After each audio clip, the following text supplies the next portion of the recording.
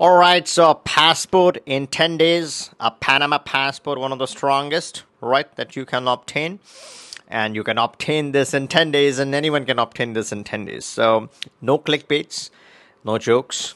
It is absolutely 100% true. We're going to look at a simple way to obtain a Panama passport in 10 days. But before we deep dive into this, there are three things that lead to procrastination.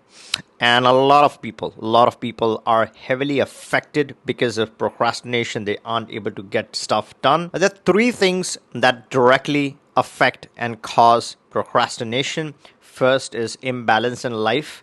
The second is setting the wrong goals. You think that you have set the right goals for you, but once you reflect back, you clearly realize your goals are wrong to begin with. And third, you don't have any happiness in life. There are few things that directly lead to happiness. If you remove those things, happiness is gone. Chemical and physical changes, which is scientifically proven to release more happiness in your life and not happiness in future.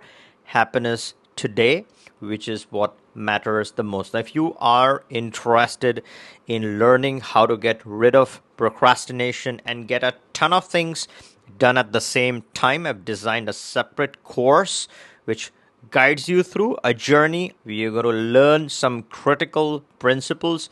I run a successful channel. This is overnight blasted to 10K subscribers, growing rapidly. There are a lot of things that I currently do, including not only creating content continuously, which itself is challenging for a lot of people, but at the same time expand the business, hire more trainees, create more contracts, help more people, take calls from people like yourself, and then get you the residencies, citizenships, some absolute hidden gems out there.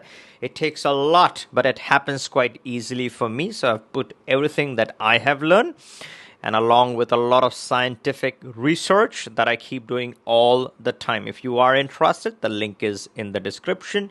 You can review and then decide to join the course if this is something is of interest to you. And before we understand how the Panama passport is possible in 10 days, I keep sharing tips, tricks, and hacks just like this on my channel. So if you haven't subscribed, take a moment and subscribe to the channel so you don't miss out a single hack that I share. All right. So this is through an investor visa, right? So let's say you're a national of China, Singapore, US, Australia, any country. If you are on the friendly nations visa, the price is approximately $275. It's slightly more if you're from a non-friendly nations treaty country with Panama. But let's say you're an American or an Australian, you invest a certain amount in the country, which gets you an interest income inside Panama. So this is going to be a CD. It's like an FD in some countries, fixed deposit, where you're putting it in the bank. You're locking this for a period of 5 years. And then the bank is going to give you interest income. So you're going to you need to generate an interest income of approximately $900 USD.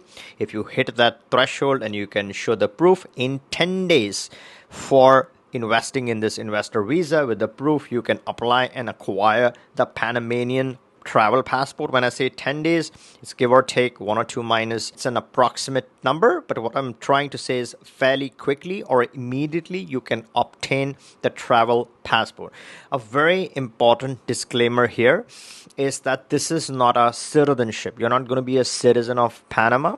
You're going to remain the citizen of your own home country, but you're going to get this passport. It just looks like an ordinary passport. It has the same features of an ordinary passport, but inside of that passport there's going to say you're a citizen of whatever country you're a citizen of. So let's say you're a Chinese or a Singaporean, it's going to say your nationality or your citizenship as Chinese or Singaporean, and then it's still going to be a passport. So Panama is authorizing your travel, right? just like any other travel document. This is good for travel purposes.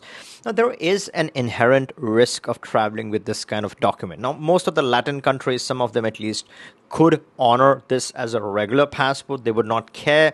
The moment they see, okay, it's a passport issued by Panama, it's a valid travel document, they scan the passport, it's valid, you're good to go. But when you talk about Europe, this can get interesting.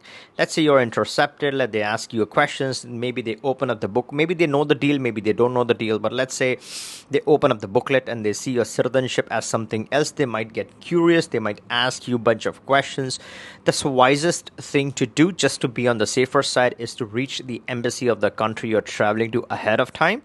You can show them, provide a copy of this travel passport. You can ask this question to them. If they say, yes, this is good for us, you can travel with this. We have no restriction. It's an actual passport.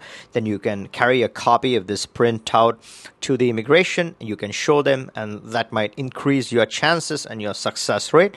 But again, as I said, there's some amount of risk involved in traveling to certain countries, especially the European countries. But as long as you're carrying your own country passport as well as this passport, you can always explain your situation to the border guards. Now, mind you, this is not immigration advice. This is educational content. And we have a couple of very good, solid attorneys in Panama who process our other cases. This is a unique feature for someone who wants to invest 300K. So let's say you're parking this capital in your home country, you can conveniently switch to Panama.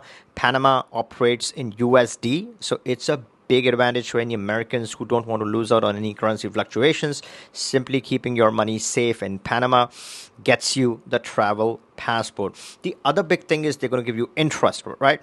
So the typical interest rate is approximately 4%. It could be -5, +5, depending upon the bank you choose. But let's say approximately 4%. So you're getting paid throughout. You're getting earning an income on this amount. So it's a win-win situation for you. You get the passport, you get the income, your monies are safeguarded, so you really can't go wrong. The other big advantage with Panama now is that it's off the gray list. So that's a good thing in favor of Panama. One of the drawbacks or the negatives is that it has that tainted reputation from the past. There have been the whole Panama Papers situation, so it attracted a lot of limelight. It was put on the FATF gray list for a reason. So the reputation is of that not shady offshore jurisdiction, but you know what I'm saying, right? So you will have that kind of scrutiny.